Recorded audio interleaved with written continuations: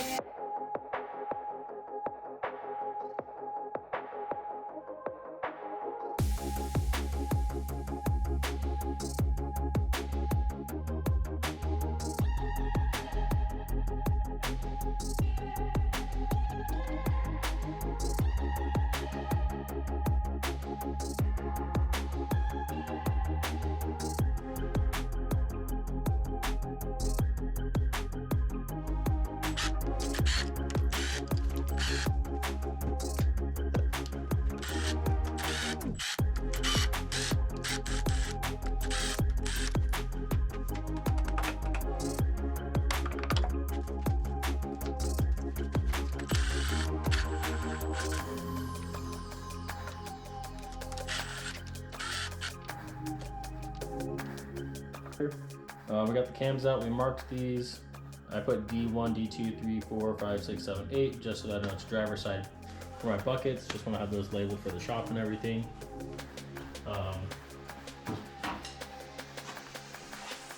Right now, we're going to go ahead and break all of these loose.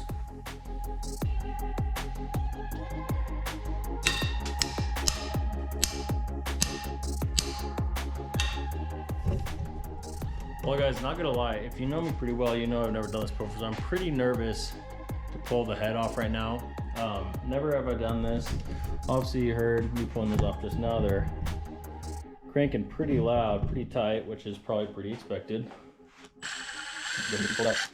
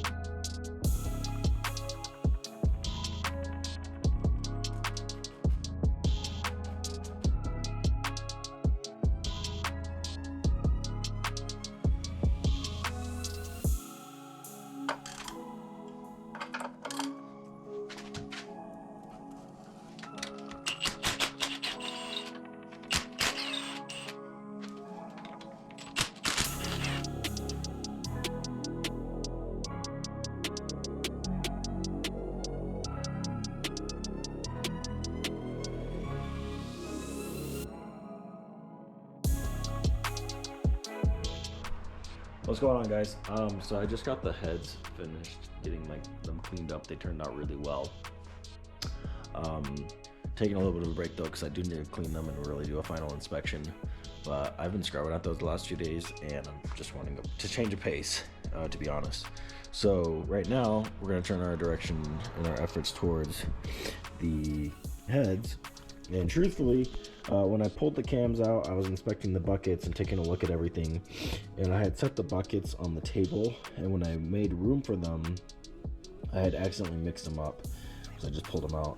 I did mark them at one point, one of the heads, but I don't think I got them in properly back because the markings kind of smeared off from like them having to sit there. So to be sure, I went and I got them resurfaced, obviously. And I've got the machine shop. They provided me with the correct valve clearances. So this is an EJ255. It's a D25 heads right here. What we have, so you guys can have these two, is the intake valve lash should be 7 or 0.0071. Sorry about the traffic out there. And then we've got to sorry, that's not clear. It's 0.87.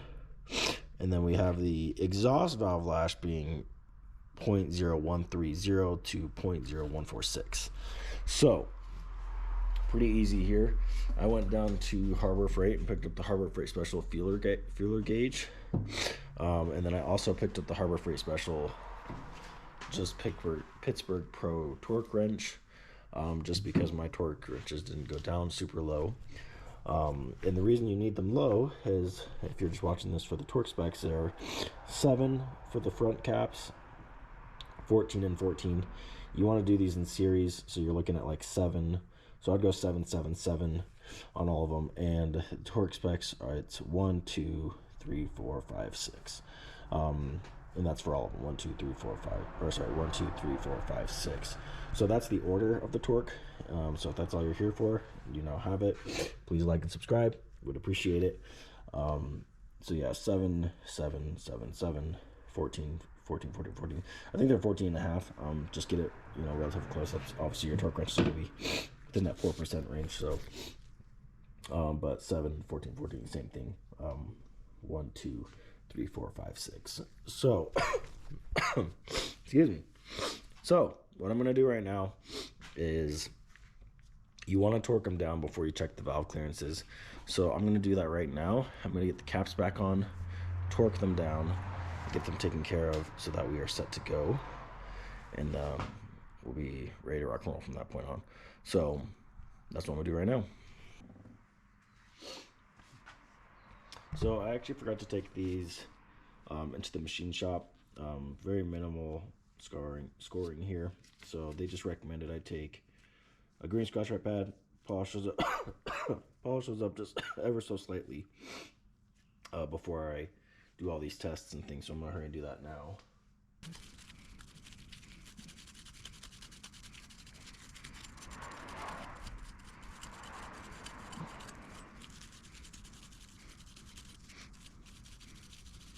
Okay.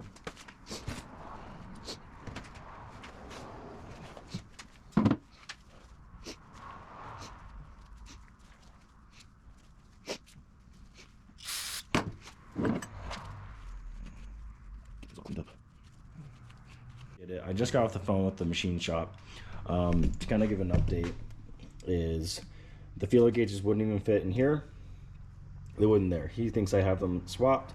He said the bigger numbers go on the intake side and the smaller numbers go on the exhaust side. So for the buckets, there's numbers under the buckets. So I'm going to pull them out, get them slapped in there, and we're gonna check and see how they look. All right, so that is the plan right now. Hey guys, for those of you watching what I'm about to do here, just taking this cap off, and then I go ahead and I put it on the other head. That's a big no-no. I do remember that I put this back to how it was supposed to be, but I do want to advise you guys to not do things like that. Maybe if you're in a situation like myself where you're cramped on a little space, try to create some more space. Be extra careful. Don't mix your buckets up with your head. The parts that are on your head for your driver's side and your passenger and driver's side, belong on those sides. So be very careful. I don't really end up showing you guys the feeler gauges and all that because I spend a lot of time working on these things and they end up just not working out. So like I mentioned before, the shop kind of led me down the wrong road, and normally I don't really want to call them out, but if you're in the Utah area, I just don't want you to waste your money on that. So just be very careful about the machine shops and where you choose and where you go. You should always double check their work. In my instance here, as you can see, I ended up doing a lot of testing with it, and I caught a lot of footage of me working on this because it just did not work out. But anyways, guys, like I've mentioned a handful of times already, if you haven't, please like and subscribe. It helps me out. Appreciate the support. Hope you guys are having a blessed day. Hope everything's going as you wish in your life, like I mentioned, and I'll catch you in the next one.